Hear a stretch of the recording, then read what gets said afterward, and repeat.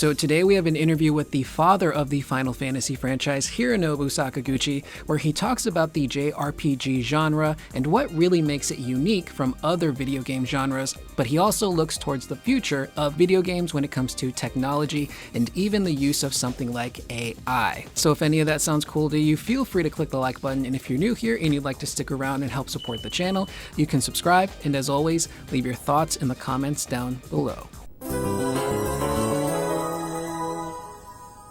So this interview comes to us from Eurogamer, who sat down with Sakaguchi-san to talk about FANTASIAN Neo Dimension. Now, the FANTASIAN stuff in this article is stuff we've already covered in previous videos, so I'll leave links to those videos in the description as well as the actual video itself in case you would like to check those out. But for the purposes of this video, we're going to focus a little bit more on the genre of JRPG and some of Sakaguchi's thoughts on the industry. Starting off first with what he thinks makes a Final Fantasy game. Sakaguchi would go on to say that a core definition of the Final Fantasy games is the idea to always use the most cutting-edge technology we have available to us at the time, and a desire to challenge the status quo. And I'm happy that he said that because it kind of goes hand in hand with an interview we covered recently with Yoshinori Kitase and Naoki Hamaguchi, where Kitase was talking about what really made Final Fantasy, specifically VII, stand out from other JRPGs and other games within the genre. And leading up to Final Fantasy VI and VII, the series was very much in that Dungeons and Dragons kind of world.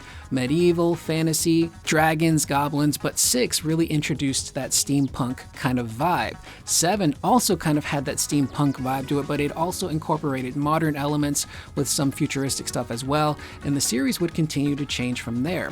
But being able to do just that, challenge the status quo, I think is what made those games really stand out, and Final Fantasy still technically does that to this day, with every Final Fantasy being somewhat different, which is kind of a double-edged sword to a degree. But also pointing out the use of tech. One of the reasons why I think Final Fantasy VII did so well is because it jumped from that Nintendo hardware to the PlayStation, and they could really utilize the CD-ROM technology and improve the graphics and the audio and the gameplay, and it really became this massive cinematic experience that a lot of people wanted to enjoy.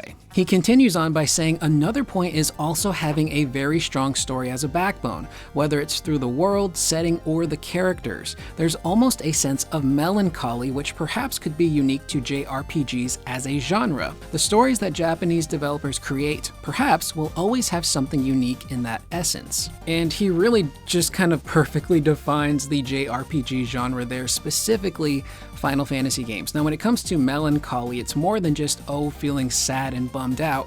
When it comes to storytelling and how you'd structure the world and the characters, melancholy becomes a bit of a tone. It affects how the characters see the world, how they experience things, how they think about things, and even grow as characters. And sure, the Final Fantasy games really do have these really big, fun, happy moments, but there is that through line of melancholy that almost every game has. And I'm about to list some games as well as some big spoilers, so just a heads up, Final Fantasy 15, Final Fantasy 7 will also have spoilers in this video, so you've been warned. But a really good example is Final Fantasy 15, which is a game that I absolutely love. And those four main characters go on an adventure around the country with each other, battling monsters, investigating dungeons, eating at diners, camping out, having some really harrowing experiences. And you really learn to grow with those characters, and you see them having so much fun. But even through these really fun moments, in the back of their minds, they know that the further and further they get on their journey, the closer they are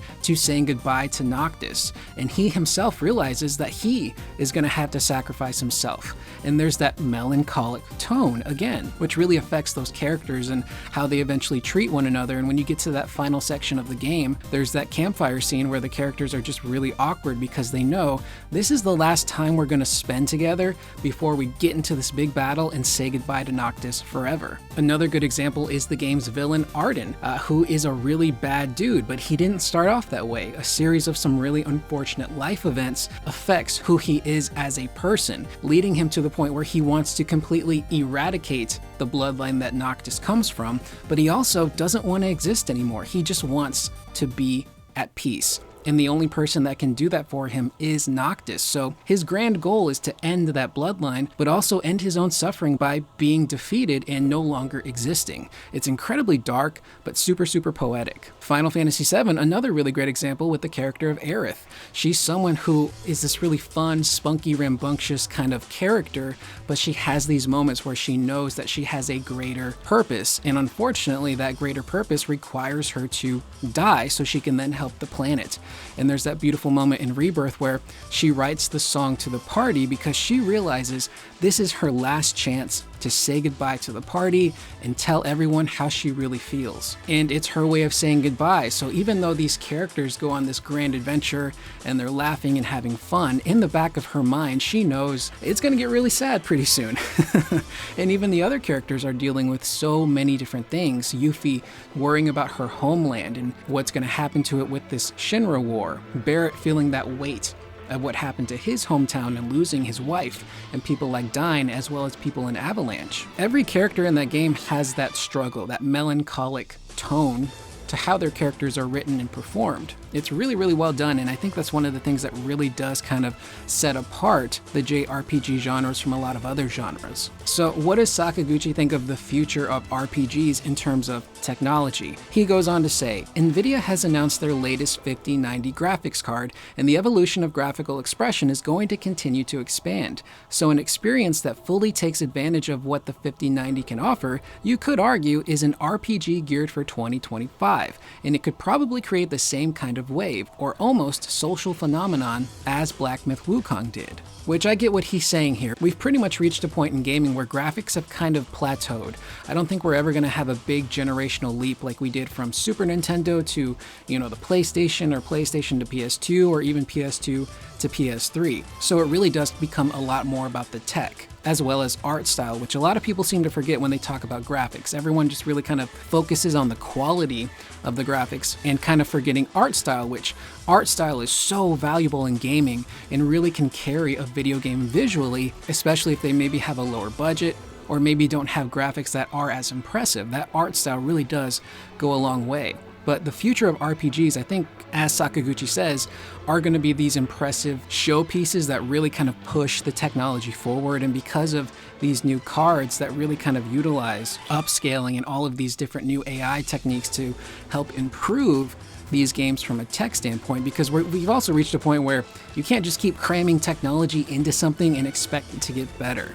Doing that just makes the devices themselves more expensive. So if you can find a way to utilize software to make the hardware better, that's the route I think a lot of companies are going to go down. So I do think we'll have a future where we'll have a new standalone Final Fantasy game that is really utilizing the tech, much like the Remake trilogy is, much like 16 is, and it will be a graphical showcase, but also a technological showcase to really show what the RPG genre and JRPG genre in particular are really capable of. And maybe we'll reach that point where the JRPG stuff really does kind of reinvent itself in terms of how the games play and their overall structure. And it's just really cool to see people's different takes on the RPG genre, whether it's regular RPG or Western or JRPG. There's a lot of really cool thoughts and ideas out there that these developers are probably going to be implementing within the near future. Now, he also goes on to talk about Final Fantasy VII Remake and its technology by saying, I imagine it would focus a lot more on the technical artistry to create that experience for the present day. And he says that when comparing the feelings and thoughts of an original game compared to a remake.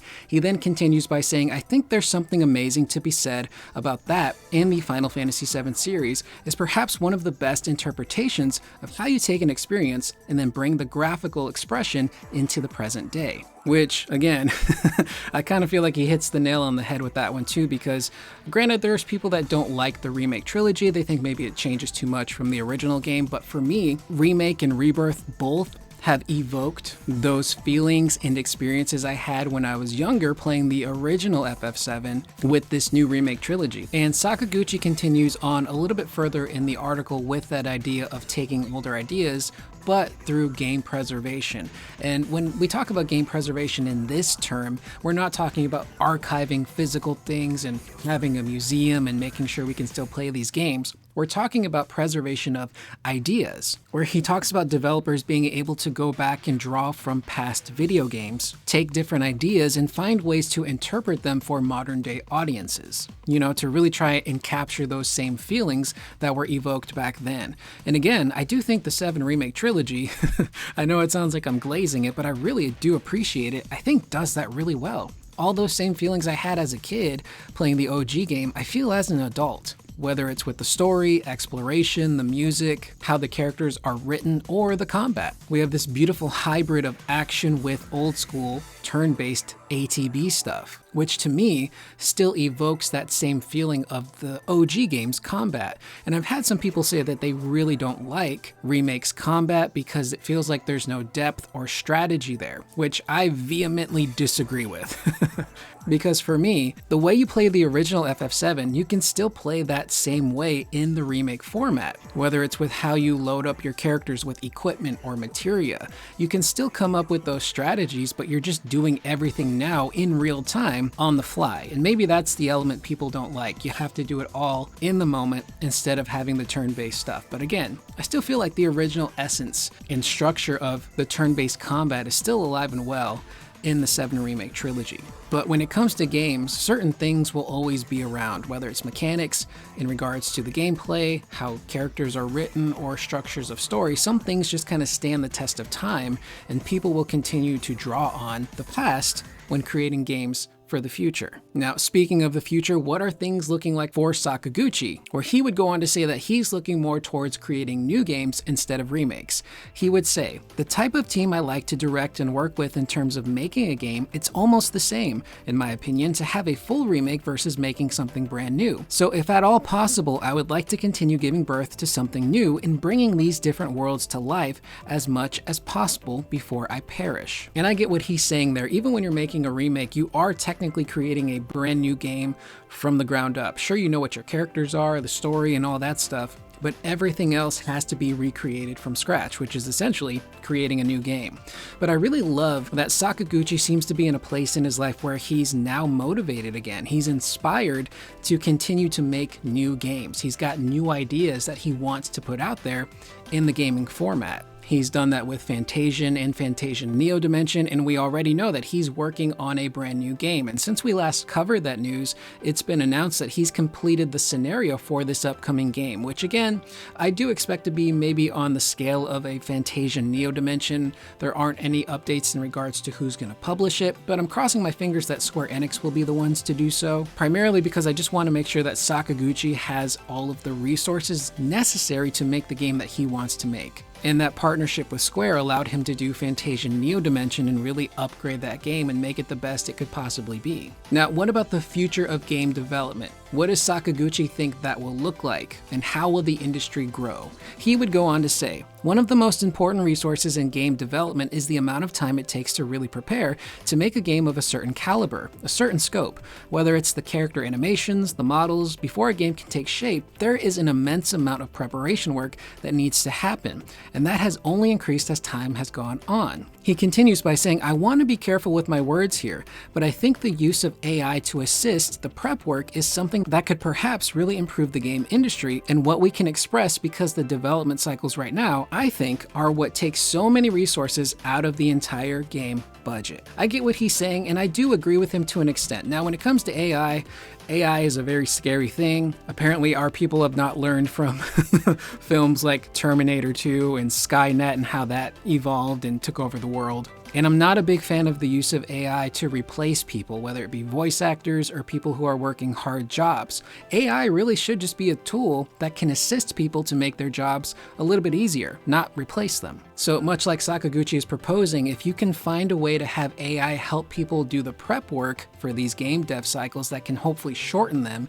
and assist developers and hopefully prevent things like crunch, then I think that's the best path forward when it comes to implementing AI into game development. A really good example of that is Final Fantasy VII Remake and Rebirth. If I remember correctly, the devs used an AI tool that helped them when it came to animating the mouth movements of the characters. And then once that was all finished, the devs could go in and adjust what they needed to when it came to the animations for those characters to make sure that the animations matched what the characters were saying. So if done right, AI again should be a tool that helps people, not replaces them. So hopefully in the future, going forward, regardless of the industry, the big wigs at the top will hopefully get the message and realize, yeah, we need people. You can't replace what a human can do. You can't replace the artistry that a human can create. You don't get that with AI. So hopefully things won't be as bleak as some of us maybe think they might be. But that's not gonna happen, Rick. It's not gonna happen.